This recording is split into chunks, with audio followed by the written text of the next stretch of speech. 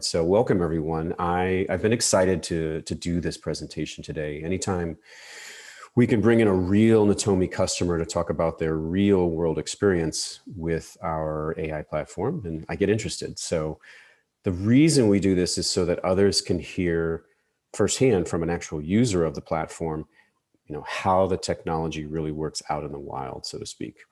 And today we've got two key members from the team at one of our customers, Lingokids. So Lingokids has created an app that helps kids learn new skills in English. And they use, I guess, a methodology called play learning, which is learning that actually feels like you're playing when you're using the app. And with millions of users and a lot of growth happening in the company, it's been absolutely imperative that they give the best customer experience possible. They're in a SaaS business, and SaaS businesses live and die on churn. And so when you give the best possible customer experience, you can't help but have a positive effect on your churn. So let me first introduce our panelists and speakers today. So first up, we have Allison Bush. She manages the customer success team at Lingokids, and really was just a primary user and beneficiary of the Netomi platform. So welcome, Allison. Absolutely. Thanks so much for having me. And next we have Jose Fernandez, and he's the senior product manager on the Lingokids team. And Jose was the primary recommender and implementer of the Netomi platform. So welcome, Jose. Well, thanks so much for having me, and a pleasure to be here. Yes. And last but not least, we've got one of my colleagues, Anthony Badama. So Anthony is the customer success manager who works directly with the Lingokids team and has been in the trenches with Jose and Allison on this. So welcome, Anthony. Hi there. Thanks for having me too. Thanks, Greg. Yeah. So I'm Gregory Youngblood. I'll be facilitating. Some of you may have seen on the invite that Emily would facilitate. Unfortunately, you're stuck with me. I'm the senior director of product marketing here at Netomi. I'm sure it's fun.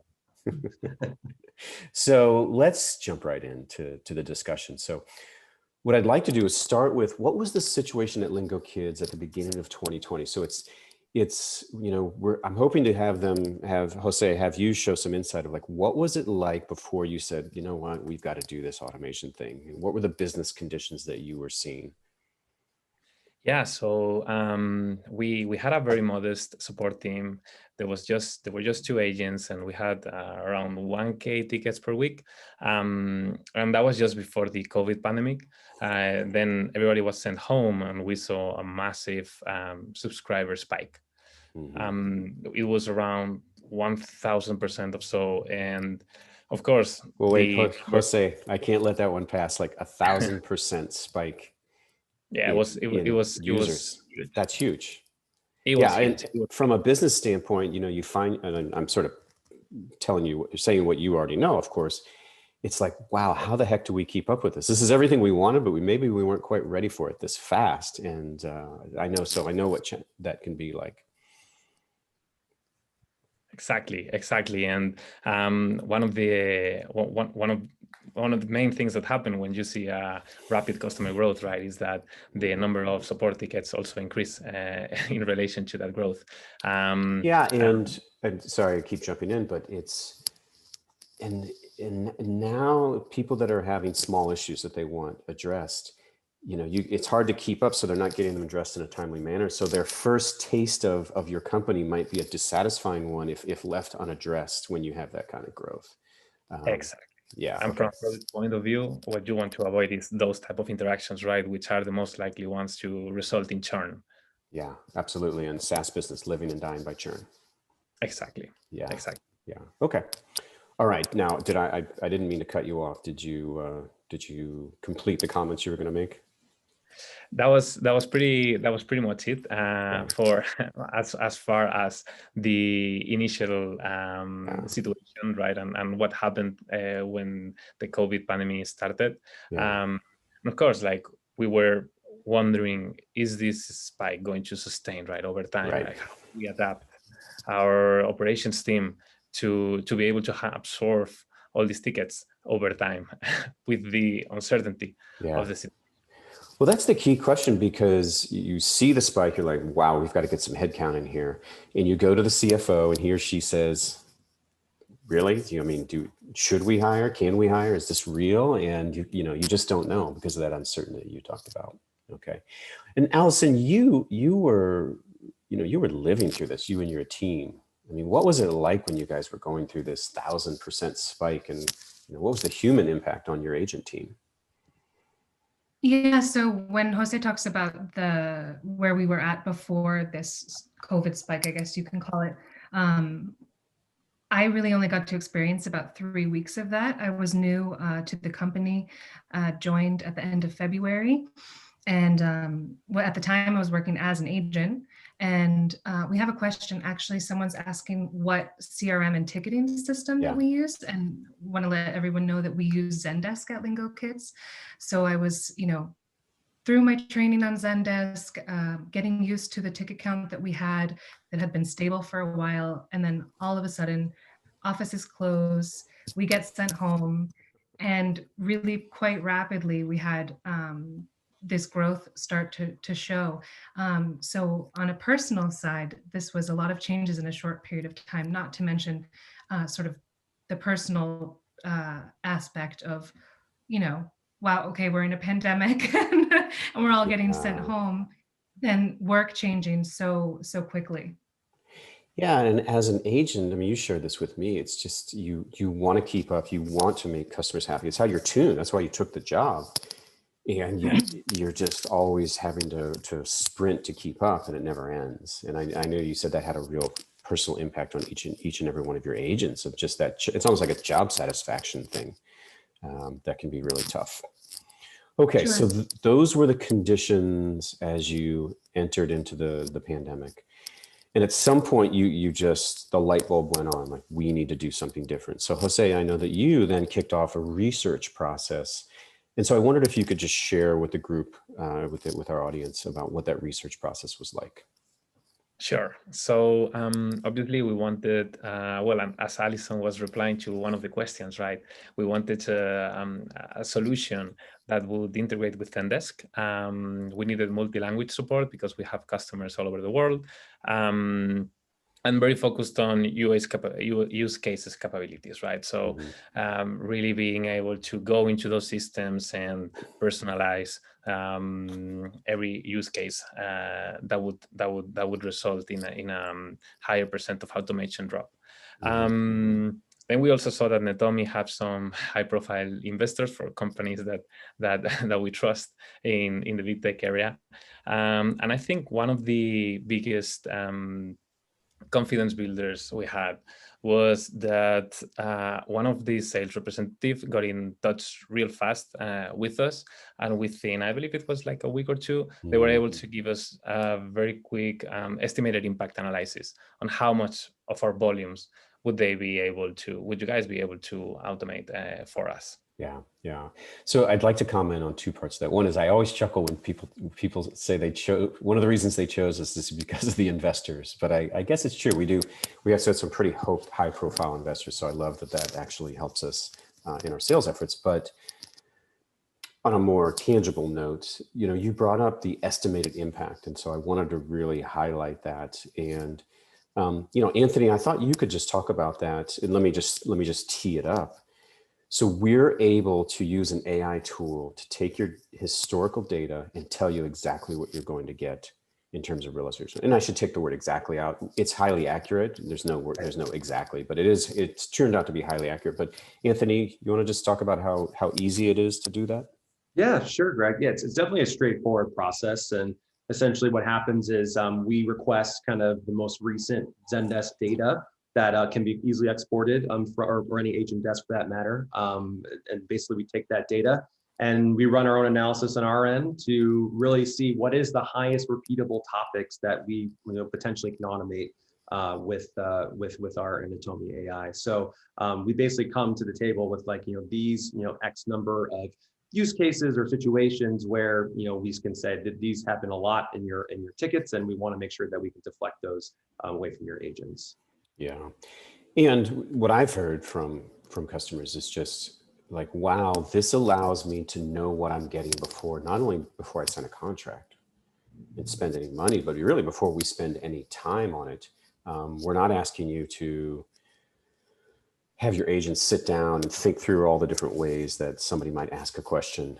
There's none of that. Actually, the AI handles it automatically. And so customers or prospects are able to see what they're going to get with a reasonable degree of accuracy before they commit any time or any money to this. Okay. Exactly. Good. Yeah. Once we have that analysis completed, we share that with the customer and the prospect, and basically say, with your input, we also can synthesize your expertise, because obviously your agents and your support team know your business more than we do. So we want to make sure we synthesize the two and make sure that we have the best possible list of things to automate. Yeah, exactly. Okay. So going back to you, Jose, you had a decision process. You made your decision, obviously.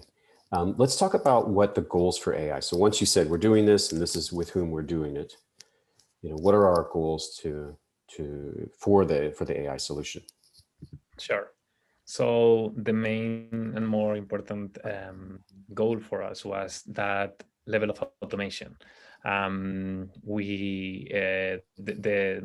data analysis came back, and we were told it could be up to or even higher than 40%, right? Mm-hmm. And that was a huge number for us. That made completely worth the pursuing of the tool. Mm-hmm. But then, of course, like we know from a customer success, customer service point of view, there's no point in answering to your customers if they're not happy. So CSAT is king. For those of you who may not be familiar with this KPI, it's customer satisfaction, and we have high standards at Lingokids. It's at 90%. So we wanted to make sure that the AI was not only automating a huge percentage of our volumes, but that we also were replying to customers and leaving them happy. Yeah. Yeah, I like that what you said. And I think it's clear for most people, but you don't want to sacrifice resolution just to make Allison's job easier if you're sacrificing the customer service score that you've got. And yeah, because people can resolution can look a lot like somebody that just goes away because they're frustrated. They either go away happy or they go away frustrated. You don't want to enhance the latter category. Okay, so those are the quantitative aspects to it. But there was some qualitative. I'll throw this to you, to Jose and Allison. There were some qualitative things you wanted to accomplish as well, right? For sure. And for instance, one of them was by the time, actually before speaking to you, there were some of our agents that were working on during the weekends to make sure that we provided some sort of support during the weekends, and we wanted to free them we wanted to free them during the weekends, and having a tool that is able to automate 24/7, that's of course a great one for us, right? And we also wanted to make sure that the job of our agents wasn't purely related to answering tickets.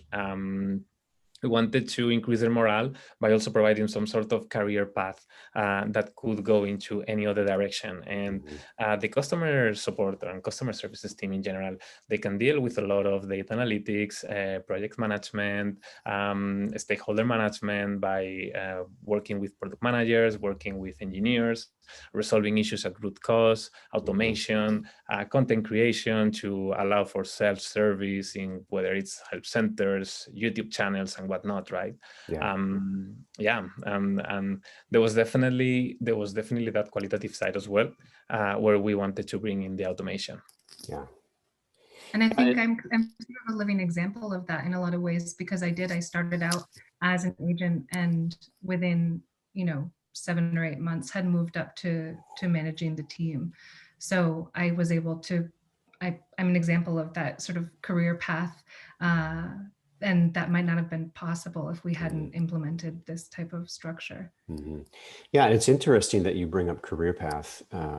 One of the things that I hear from a lot of customers is, right now their agents are often just swimming upstream trying to keep up. So they're in this job of just like crank it out, which when you have repeatable tasks in there, it gets to be a little bit mind numbing. It doesn't actually require a lot of the brain power that they already have.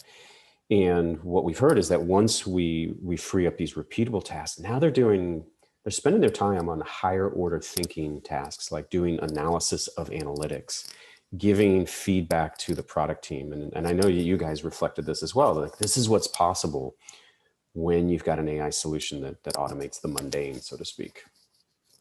Exactly. Yeah. Okay, I want to.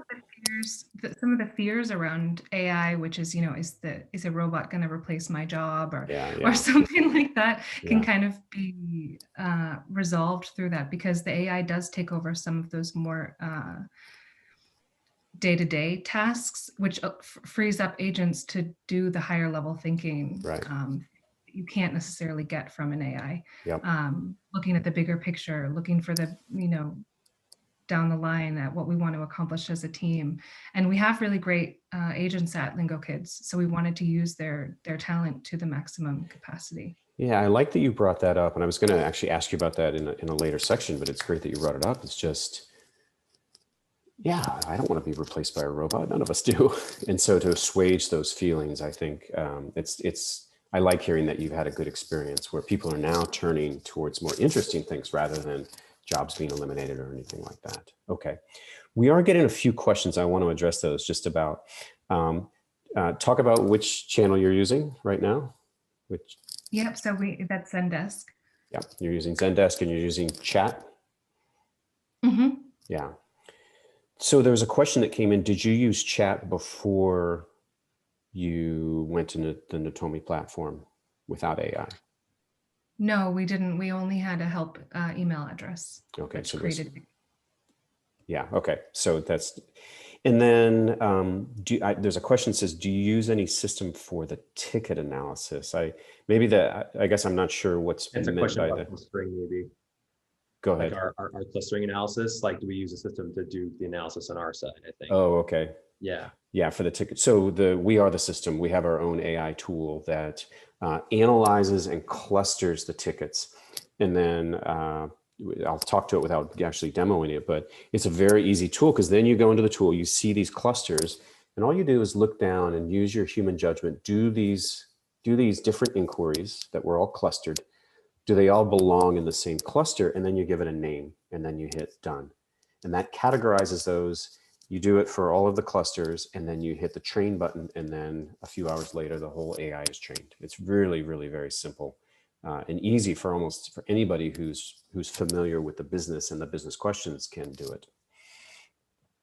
What's the level of effort to leverage multilingual chatbot capabilities? So to date with Netomi, we've had to manually turn it on for each individual customer. And actually this quarter, we are launching sort of broad-based multilingual capability that the customer can turn on. Actually, Lingokids is one of the first, will be one of the first users of this, and we're going to turn on Spanish for you guys, or you'll turn on Spanish later, maybe this quarter. I don't know if it'll dribble into January, but I know it's imminent. So to answer the question to the question asker, basically starting in the new year, it will be almost no effort to turn on new languages. You just go into the AI Studio, which is our management tool. You choose which one and you turn it on. Very easy. Okay. So these were the goals for AI. So let's talk about how it went. Oh, actually, I was going to do this poll. So let me run a quick poll here. All right, audience, I'm going to turn on this poll. What questions might you have? So this is really my attempt to just prompt more questions. And if you're in the other category, then just put it into the Q&A bar.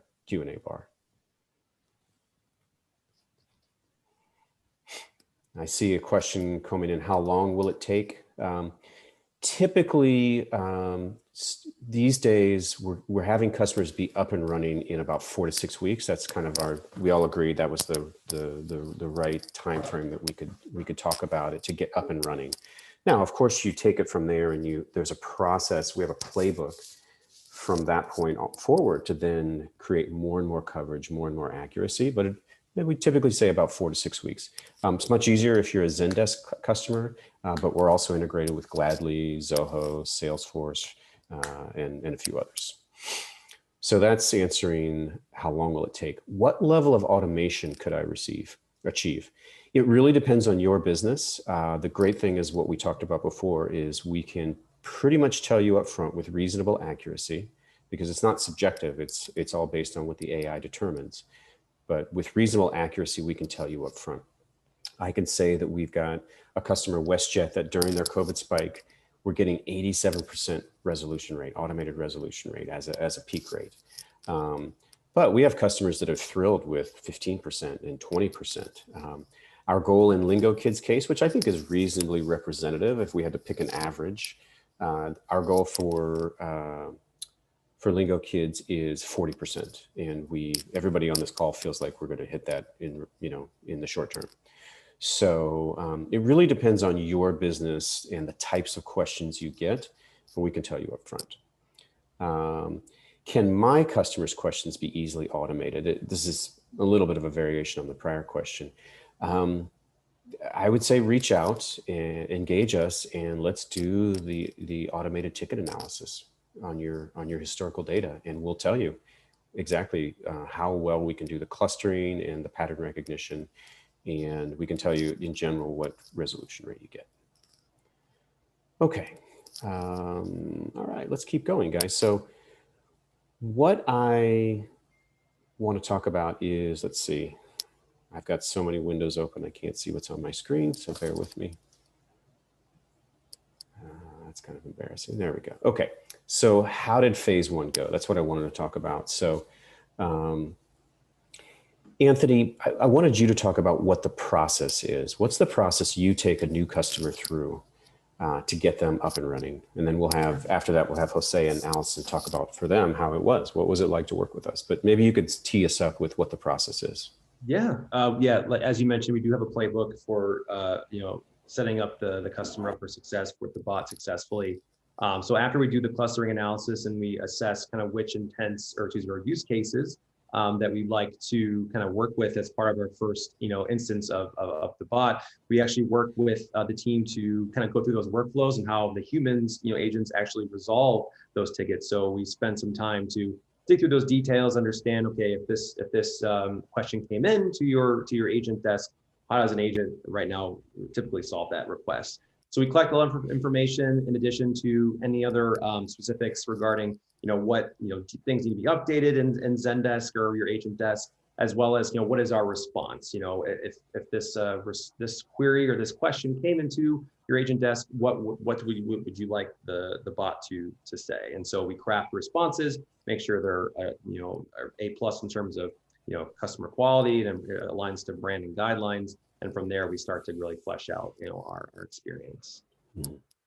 Okay, great.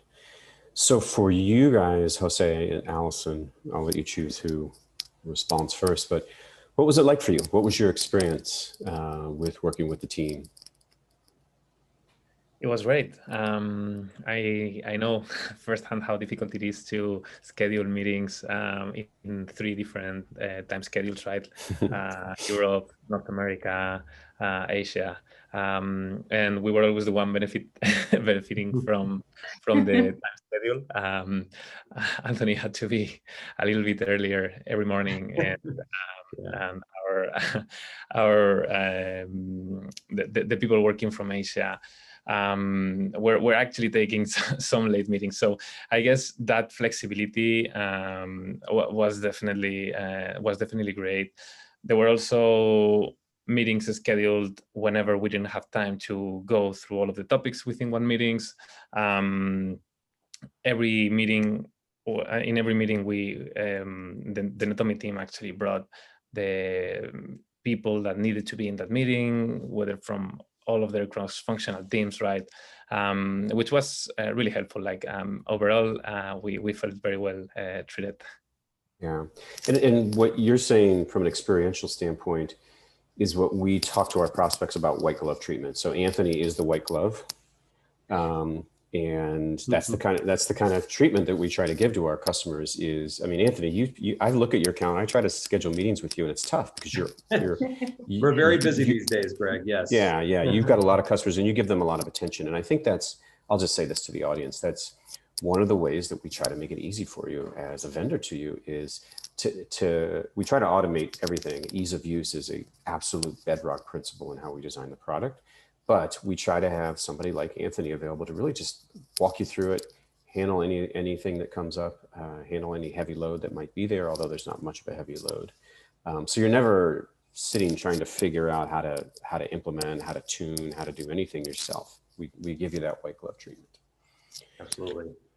Okay, so we've talked about business goals and how was it to work with us, but Allison, we touched on this before, but there's the human impact, and of course your agents were nervous, like we talked about before, beforehand. What does this mean for us? Is there anything else you would add? I mean, I think we covered it a little bit, but is there anything else that you would add on that human element, initial fears, or what was the impact of the success actually when it started to happen? What was the impact? Maybe you could just riff on that. Sure. Yeah, I think that Netomi from the very beginning made it pretty clear that we didn't really have anything to worry about. Of course, we had other stakeholders in the company kind of asking us questions and wondering if different things. But as we mentioned, Netomi did a great job of sort of easing our minds from the very beginning with that flexibility and willingness to meet with us whenever we had any doubts. And we sort of rapidly began to see, some of the changes that were being implemented. And as time went on, and as we worked closer together and started and training the bot and getting the bot to solve some of the cases on its own, that obviously made a huge difference in terms of the agents and freeing up some of their time. Of course, freeing up some of their time to then continue working with Netomi, but also working on different projects. And as we spoke about before, sort of the higher level thinking. Yeah, more value add projects to the company rather than just let's crank out tickets here. Absolutely. Yeah, absolutely. And there was a question that someone asked, and they said, has the structure of your team changed at all as you've implemented the new technology? Do you have multiple teams that work cross-functionally to support the technology and identify new potential topics to build into your AI? So we initially started, we did, before we integrated Netomi, we did look at the possibility of hiring more heads. We had a couple of freelancers. There were some, privacy concerns because you can't give freelancers access to all the customer information. And so we did try a couple of different things before we ultimately went with Netomi and the AI. But we've managed to go through this period of tremendous growth without having to make a ton of additional hires. And again, because our agents are now working on different projects and analyzing data and because we had to look at the sort of top questions that we wanted the OWL to answer, then that's something that we can communicate with other stakeholders across the company, what they're looking for from our product side, from our development side, and everything. Okay, great. And thank you for that. And one thing you said actually prompted me. I actually meant to ask this, so mea culpa. You talked about the different use cases, and I actually wanted to give the audience some examples. So Anthony, what are some of the use cases? Lingokids, we've described what their business is. It's a SaaS business. It's an app that helps kids learn how to learn new skills in English. What were some of the more common use cases that got automated? Sure. Yeah, no. So, I mean, after we did the analysis, I think some examples of things that we knew we had to automate were things that related to resetting passwords. A lot of times people have issues with that. So agents would be bogged down with those type of requests, unable to log in. How do I process a refund? I'm having this specific issue with this platform. So things like that are potentially are some examples of the things that we've done. More examples, obviously, but those are some of the ones that we started. Those are the main ones. Yeah, and you would think to yourself, like, why don't these people just go to the forgot password? And they don't. That's just the reality. You think they can self-serve and they can't. Yeah. And unfortunately, in that mode, they're now clogging up Allison's team with questions that you think they might self-serve. And so, the ability to automate those really, what it does is it takes out all the inquiries where you don't need human touch. which then preserves whatever finite capacity of human touch that you can apply.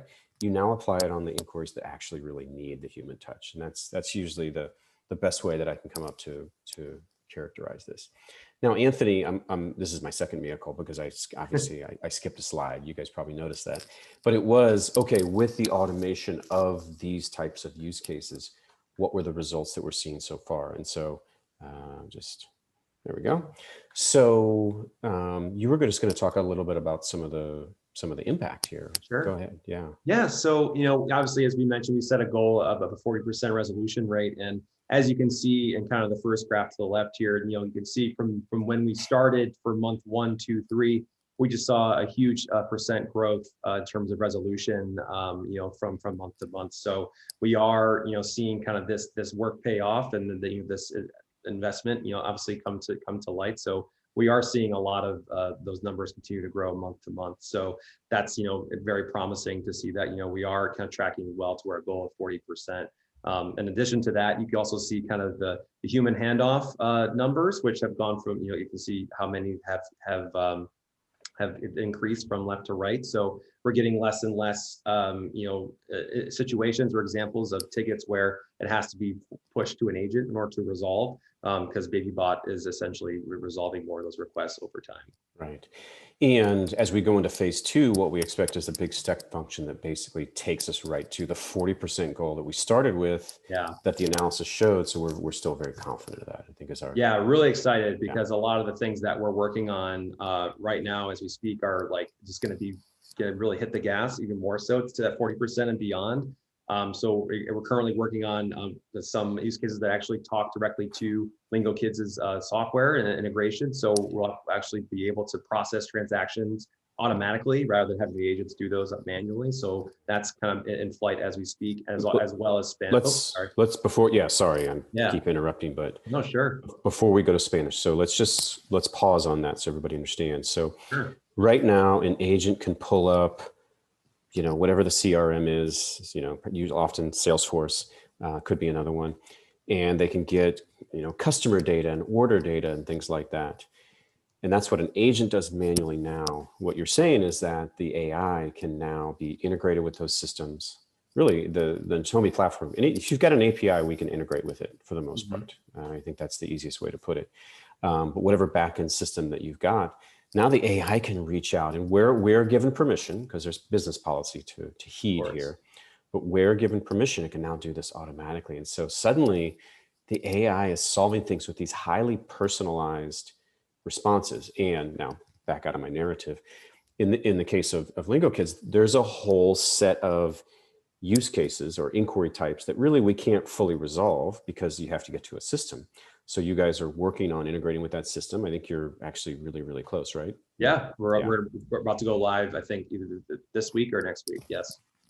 And so what that means is a whole new category of inquiries can now be resolved by the AI. And that's where we expect that step function to occur. Okay. All right. I just want to make sure everybody understood what we were talking about. No, thanks for that. Yeah. And well, go ahead. You were about to talk about Spanish. And in addition to that, so Lingokids has a lot of Spanish speaking learners.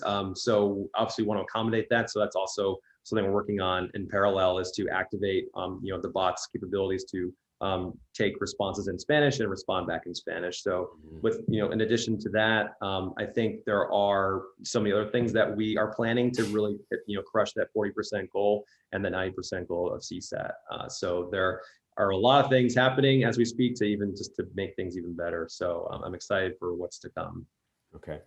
And Jose, there's some other things you're considering as well, right? I wanted to give you the opportunity to speak to those. Absolutely.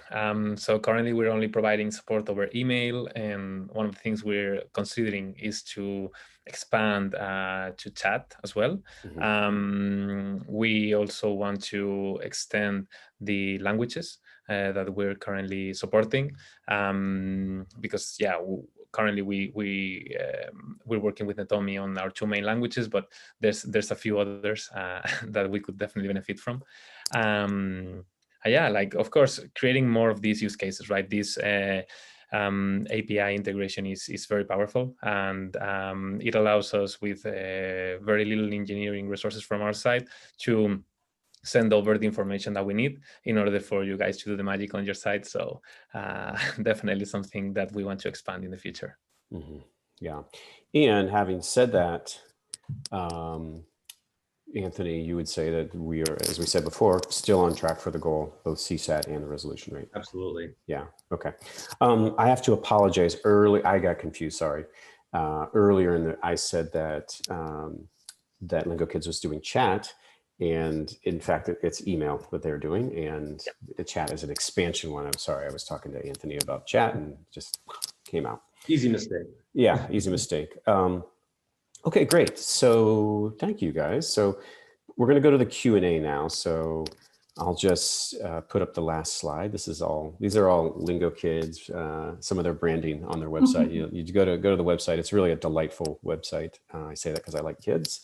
But if for anybody that wants more information, please reach out to Netomi if you want information about the AI.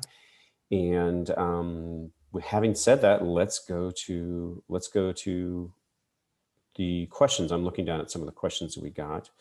So cost and how you measure ROI. So cost, I'll just defer to our sales team. You can reach out on the info email address there. But for ROI, I mean, it's pretty straightforward. You say, what's the level of tickets? What are the costs of addressing those tickets? What growth do we expect? What resolution rate can we achieve? And you put all that into a very simple spreadsheet, and you can pretty easily calculate your ROI.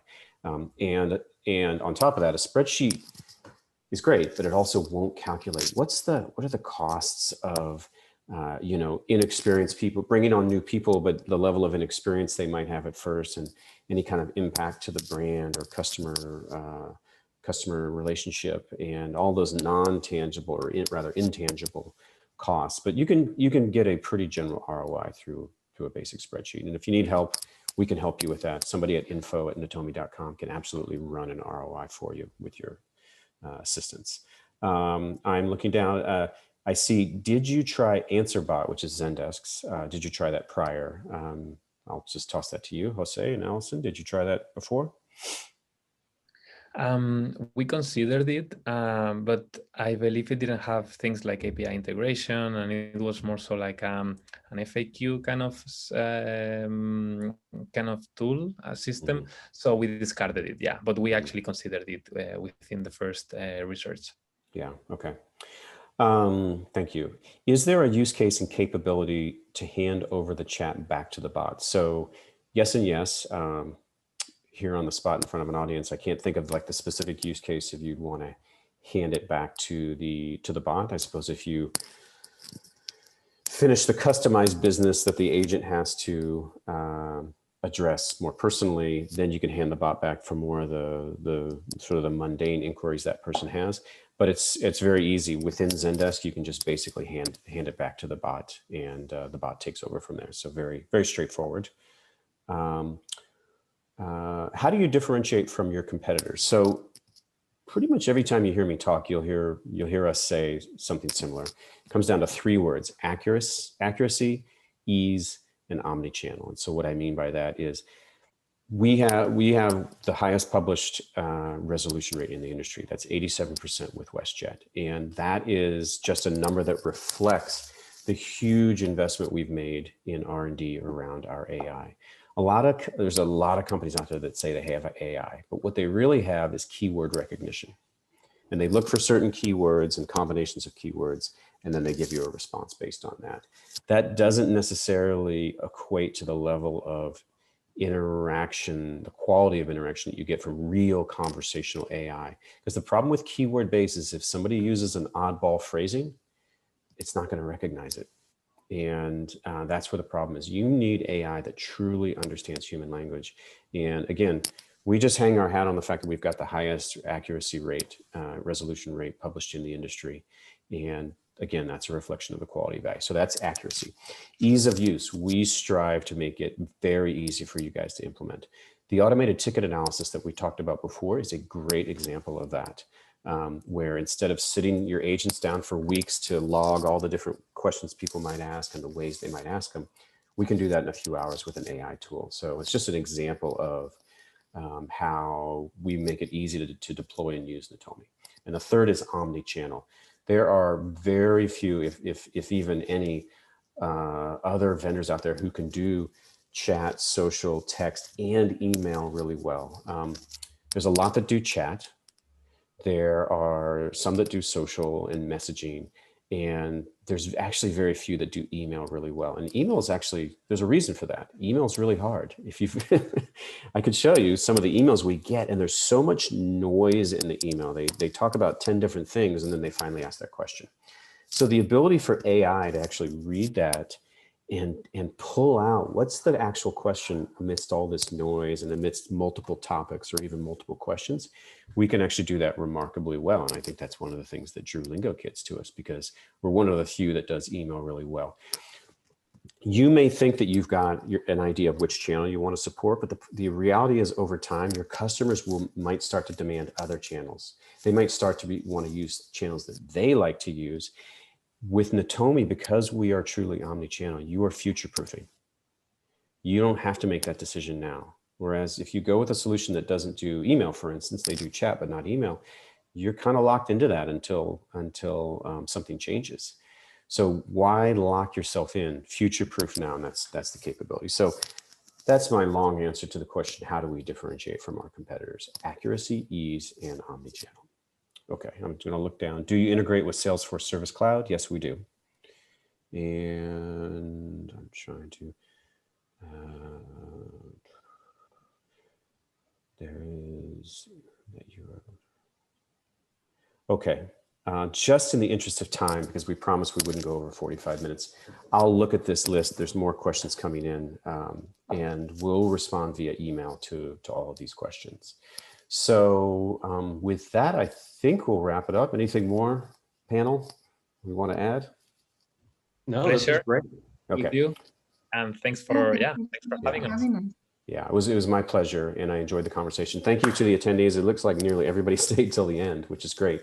I love it. Thank you. If you've got questions, reach out to info@netomi.com. Thanks, everybody. Excellent. Thank you so much. Thank you. Thank you. Bye. Bye.